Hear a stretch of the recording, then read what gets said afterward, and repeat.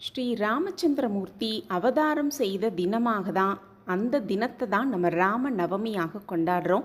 அந்த ராம நவமி நாளில் வாங்க வேண்டிய 2 மங்கள பொருட்கள் என்ன, செய்ய வேண்டிய தானங்கள் என்னென்ன அப்படிங்கிறத இந்த பதிவில் நம்ம தெரிஞ்சுக்கலாம். வணக்கம். நம்ம இறையொளி திருவருள் சார்பாக உங்கள் எல்லாருக்குமே அன்பான வணக்கங்க. ராமபிரான் அவதரித்த நாள் தான் ராம நவமி. வசந்த காலத்தின் துவக்கமாகவும் முதல் பண்டிகையாகவும் வருவது தான் இந்த ராம நவமி தினம். இந்த வருடம் பார்த்தோன்னா ஏப்ரல் 6ஆம் தேதி ஞாயிற்றுக்கிழமையோடு இந்த ராம நவமி சேர்ந்து வருது. இந்த ஒரு நாளை ராம நவராத்திரி அப்படின்னும் சொல்லுவாங்க.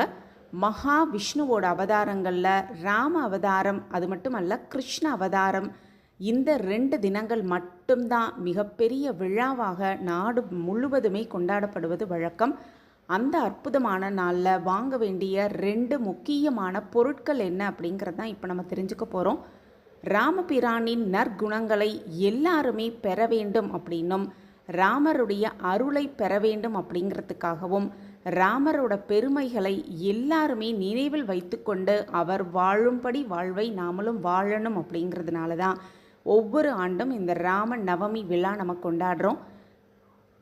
ராமர் அவதரித்த அயோத்தி நகரில் ராம நவமி விழா அப்படிங்கிறது ரொம்பவே பெரிய விழாவாக கோலாகலமாக கொண்டாடுவாங்க.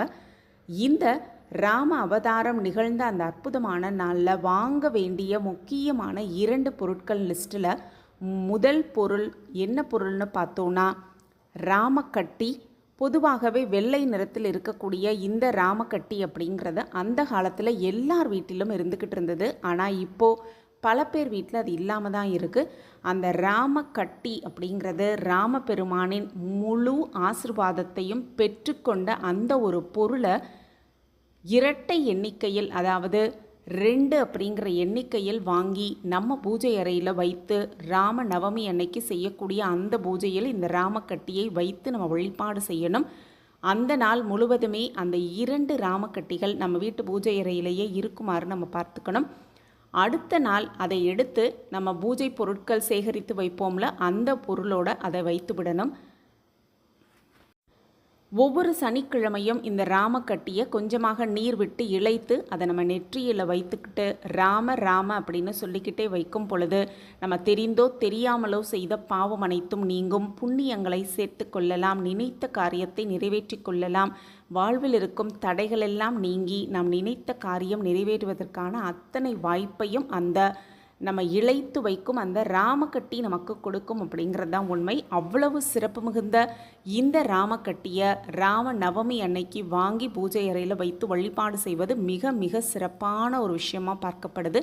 அதே போல் கோடை காலத்தில் உடல் உஷ்ணம் சம்பந்தமாக ஏதாவது கட்டி வந்ததுன்னா இந்த ராமக்கட்டியை தண்ணீரில் இழைத்து அந்த கட்டி மேலே வைக்கும் பொழுது அதற்குரிய பலன் நமக்கு சீக்கிரமாகவே கிடைக்கும் அப்படிங்கிறத நம்ம கண்கூடாகவே பார்க்கலாம். இது அந்த காலத்திலலாம் செய்து வந்த ஒரு சின்ன குறிப்பு அப்படிங்கிறத நாமும் தெரிந்துக்கிட்டு இந்த ராமக்கட்டியை வாங்கி நம்ம வீட்டு பூஜை அறையில் வைத்து வழிபாடு செய்வது அப்படிங்கிறது மிக சிறந்த ஒரு புண்ணிய செயலாகவே பார்க்கப்படுது. அடுத்ததாக பார்த்தோன்னா ராம நவமி அன்னைக்கு என்னென்ன தானம் செய்யணும் அப்படிங்கிறதையும் பார்த்துடலாம்.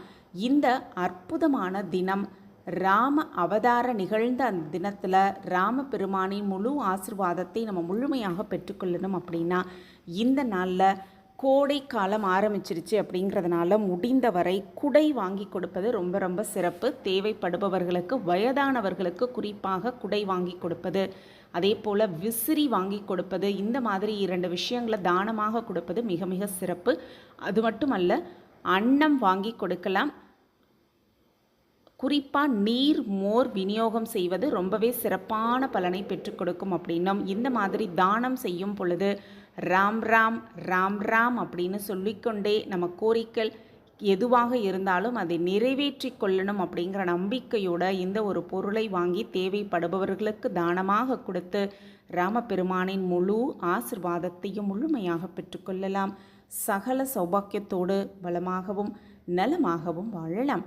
இப்படி நம்ம செய்யும் பொழுது பல நாட்களாக நம்ம நடக்க வேண்டும் அப்படிங்கிற நினைக்கிற விஷயம் நடக்கும் அப்படின்னும், நினைத்தது நடக்காமல் தள்ளி போகுமோ அல்லது நடக்காமல் இருக்கும் விஷயங்கள், நம்ம பிரச்சனைகள், கோரிக்கைகள் எதுவாக இருந்தாலும் இந்த ஒரு விஷயத்தை செய்யும் பொழுது அது கண்டிப்பாக நிறைவேறும், நிறைவேற்றி தீர்ப்பார் ராமபிரபு அப்படிங்கிறத நம்பிக்கையோடு இதை செய்யலாம்.